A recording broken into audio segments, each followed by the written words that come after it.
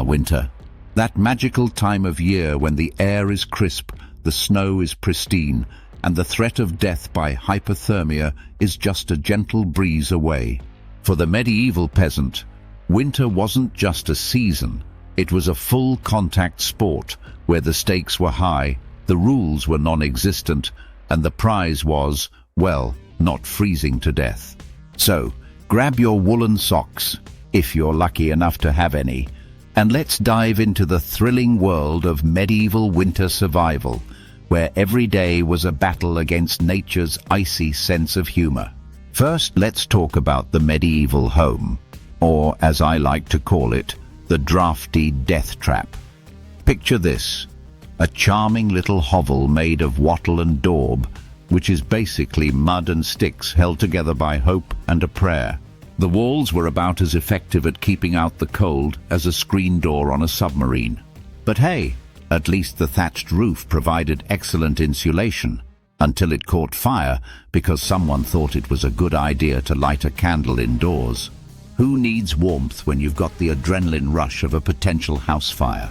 Now, let's move on to the medieval wardrobe, which was basically a fashion show of how many layers can you wear before you can't move. Wool was the fabric of choice because nothing says cozy like itchy, scratchy clothing that reeks of sheep. And let's not forget the luxury of fur, if you were lucky enough to be nobility, that is. For the average peasant, fur was just a distant dream, like indoor plumbing or not dying of the plague.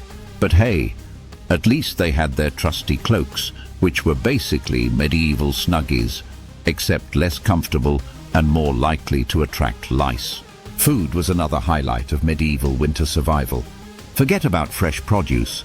Winter was all about preserved foods, which meant salted meat, dried grains, and the occasional root vegetable that had seen better days.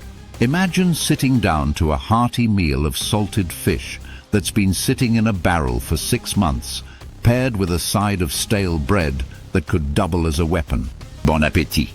And let's not forget the joy of foraging for whatever scraps of food you could find under the snow, because nothing says survival like eating a frozen turnip that's been buried in the dirt since autumn.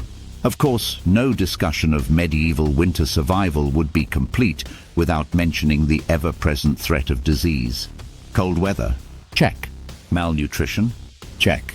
Damp, moldy living conditions? Double check. It was the perfect storm for a host of delightful illnesses, from the common cold to the dreaded winter fever, which was basically medieval code for "you're probably going to die, but we're not sure why." And let's not forget the joy of sharing your one-room hovel with your entire family, plus the livestock, because nothing says quality family time like coughing up a lung next to a cow. But perhaps the most entertaining aspect of medieval winter survival was the entertainment itself.